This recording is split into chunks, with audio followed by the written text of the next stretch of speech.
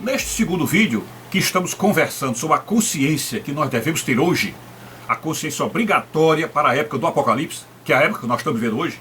Então, neste segundo vídeo, nós vamos falar acompanhando um texto bíblico que mostra de fato como é que deve se situar o cristão no meio do Apocalipse. Então, para mim, um dos textos bíblicos mais maravilhosos que falam sobre esse momento, e não é um texto, vamos dizer assim, muito relacionado nos sermões, nas pregações que a gente ouve por aí, não faz essa relação direta. Geralmente quando se fala de Apocalipse, se fala do livro do Apocalipse, se fala dos sermões proféticos de Jesus, é Mateus 24, é Lucas 21, né? Geralmente é assim, ou lá em Tessalonicenses, em Timóteo, algumas cartas de Paulo que falam sobre isso, mas esse texto aí não é muito usado, muito escolhido para isso. Então nós vamos ler o texto e ao mesmo tempo comentando alguma coisa para que nós tenhamos consciência do que de fato deve estar em nossa cabeça nesta época do Apocalipse, ok? Então vamos lá. Nós estamos lendo Mateus 11, versículos 32 a 40. Hebreus 11, 32 a 40. E o texto diz assim: E que mais direi? Pois me faltará o tempo se eu contar de Gideão, de Baraque, de Sansão, de Jefté, de Davi, de Samuel e dos profetas. Me faltará tempo. Paulo está dizendo assim, o escritor canônico está dizendo assim, olha, me faltará tempo para falar de todo esse pessoal. Porque todo esse pessoal aí passou pelo sofrimento, todo esse pessoal aí teve essa vida aflita com Deus e foi galardoado por isso. No versículo 33 diz: os quais, esses aí, que eu acabei de citar, por meio da fé, venceram reinos, praticaram a justiça, alcançaram promessas, fecharam a boca dos leões, ou fecharam a boca de leões, né? Então veja que eles pela fé foram além de tudo que a humanidade pode fazer, foram praticamente super-homens, né? Porque conseguir trancar a boca de um leão é como se fosse um super-homem, né? No versículo 34 diz: apagaram a força do fogo, escaparam ao fio da espada, da fraqueza tiraram forças, tornaram-se poderosos na guerra, puseram em fuga exércitos estrangeiros. Então observem que aqueles homens que foram citados aí, e outros que o escritor canônico está citando em Hebreus 11, venceram exércitos, derrotaram reis e reinos. Então veja a força da fé. Homens praticamente sozinhos venceram exércitos. Então são super-homens com a fé, No 35, as mulheres receberam pela ressurreição os seus mortos. Uns foram torturados, não aceitando o seu livramento, para alcançarem uma melhor ressurreição. Neste ponto, quando o escritor canônico diz que esses homens, não aceitando o seu livramento, ou seja, continuaram dentro do sofrimento, continuaram naquela aflição, para alcançarem uma melhor ressurreição. Então, quando o escritor canônico fala que existe uma melhor ressurreição, significa dizer que nem todo mundo vai ressuscitar igual, tá certo? Então alguns vão ressuscitar, entre aspas, com dívidas, ou vamos dizer, uma pobre ressurreição, uma ressurreição michuruca, e há outros terão uma melhor ressurreição, serão aqueles que ressuscitarão galardoados, coroados, glorificados. Então será uma ressurreição extraordinária, magistral. Então essa ressurreição magistral é daqueles que enfrentaram o sofrimento, enfrentaram a grande tribulação, enfrentaram as aflições do mundo com garbo, com força, com confiança, com coragem. Aí sim, aí é a ressurreição gloriosa, ok?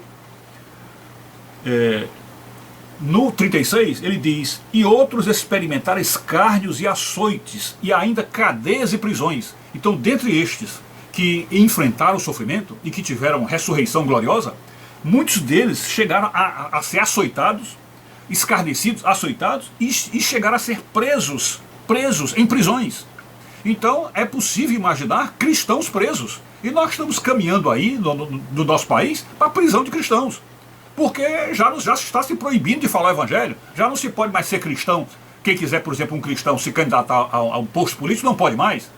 Quem quiser ser um professor de sala de aula, não pode na sala de aula falar no cristianismo. O padre não pode mais falar em Deus, o protestante, o pastor não pode mais falar. Então, já estamos chegando a um ponto em que as proibições estão ao redor dos cristãos e daqui a pouco não teremos mais liberdade nenhuma. A começar da falta de liberdade de expressão que vem aí com essa falsa lei aí das fake news, né? Então nós estamos chegando nesse ponto. Então é muito, vamos dizer, plausível imaginar cristãos presos, porque os bandidos estão sendo soltos, então os cristãos, os homens de bem, serão presos. É bem fácil de imaginar isso, né? No 37 diz assim: foram apedrejados e tentados, foram cerrados ao meio, morreram ao fio da espada, andaram vestidos de peles de ovelhas e de cabras, necessitados, aflitos e maltratados.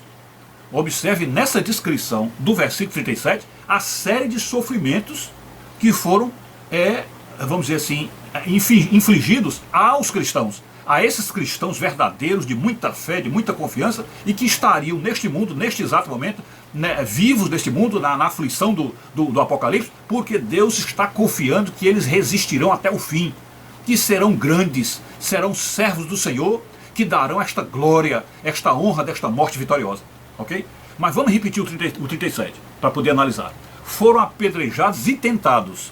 Além do apedrejamento, aquele que a gente falou em relação a Santo Estevão, eles foram tentados. Por quê? Porque muitos desses aí, que não têm essa força toda, desistem no meio do caminho com a tentação. Porque alguns, por exemplo, não resistindo vamos dizer assim, a vontade do Senhor de santificação, preferem se desviar e para a imoralidade, né? Ou são comprados pela prostituição, comprados pelo sexo livre, né?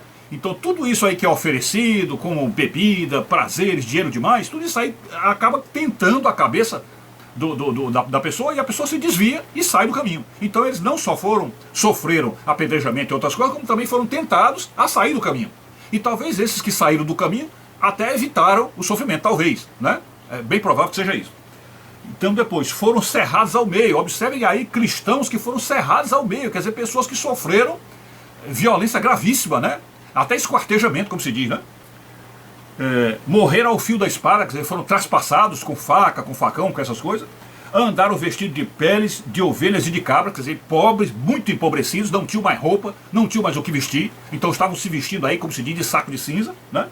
Necessitados, aflitos e maltratados. Então está aí um quadro de como estariam os cristãos, os verdadeiros cristãos, os mais fortes, os mais consagrados a Deus. Está aí o quadro do que realmente os espera, quais são os sofrimentos que nos esperam, né? No 38 diz,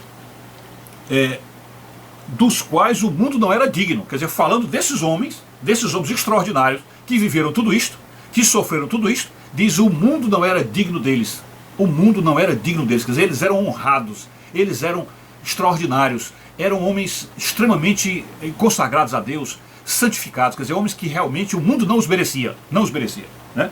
Errantes pelos desertos e montes, pelas covas e cavernas da terra, quer dizer, nós sabemos disso, que nós teremos que ir aos montes. Jesus disse, subi para as montanhas. Quando essas coisas começarem a acontecer, subi para as montanhas. E temos aí também já outro, até deixamos em vídeo também, um outro registro que nós talvez só escapemos dessas desgraças que estão vindo aí, quando nós estivermos em cavernas, só em cavernas. Como, por exemplo, a queda de asteroides que virão por aí, muitos se escaparão em cavernas, ou alguns, né? Alguns escaparão em cavernas. Então está aí um registro de como é que nós viveremos nesse período difícil, né? No 38. Então, errantes pelos desertos e montes, pelas montanhas, né, pelas covas e cavernas da terra. E no 39, e todos estes, embora tendo recebido bom testemunho pela fé, contudo não alcançaram a promessa. Então, muitos desses que tiveram bom testemunho da fé, não alcançaram a promessa. Que promessa? A promessa de uma morte, como é que se diz assim, que evite isso, quer dizer, a morte salvadora, aquela morte que tira do sofrimento. Então essas pessoas realmente enfrentaram toda a dor e morreram nesse sofrimento. Por isso que então o galardão deles é especial, é um martírio glorioso, é uma ressurreição para a glória, para o coroamento, porque eles não só sofreram tudo isso, como não escaparam da morte, né? E todos esses, embora tenham recebido bom testemunho pela fé, contudo não alcançaram a promessa. Visto que Deus provera alguma coisa melhor a nosso respeito, para que eles, sem nós, não fossem aperfeiçoados.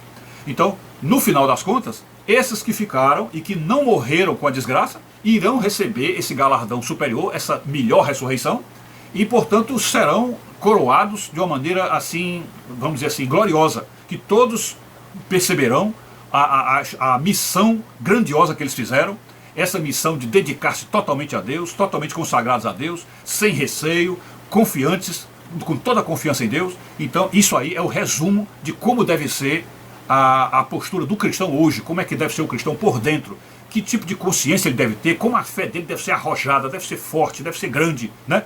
Muito maior do que aquela fé que Jesus reclamou dos apóstolos, dizendo assim: homens de pequena fé, se vós tiverdes fé do tamanho de um grão de mostarda, diríeis a esta montanha, precipita-te ao mar, e ela o faria, né? Então nós temos que ter uma fé grandiosa para subir para as montanhas, para entrar nas cavernas, para vencer leões, para vencer exércitos, enfim. Está aí o retrato de como deveria ser a nossa fé neste tempo de Apocalipse. Só que a contradição, entre aspas, né, aparentemente contraditória, um paradoxo, é de que Jesus diz que nesta época da volta dele, a fé estaria mínima, ou talvez nem existisse mais fé. Isso está lá em Lucas 18, 8. Né? Jesus perguntou: quando voltar o Filho do Homem, porventura achará fé na terra? Então pode ser o contrário, pode ser que nós estejamos aí num mundo onde a fé sumiu por completo, e aí esses que estão aqui devem realmente sofrer pela sua própria descrença, né? E terão morte trágica, né?